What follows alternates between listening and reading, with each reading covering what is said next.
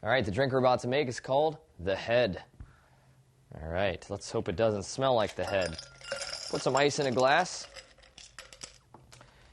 And we'll measure out 1.5 ounces of rum. And follow that up with 1.5 ounces of peach schnapps. And go ahead and fill it up with cranberry juice. Here's our cranberry.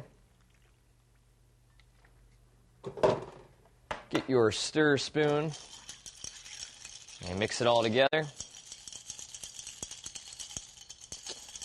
Now, cranberry juice, anytime you add it to something, it really overpowers a lot of the flavor in the drink.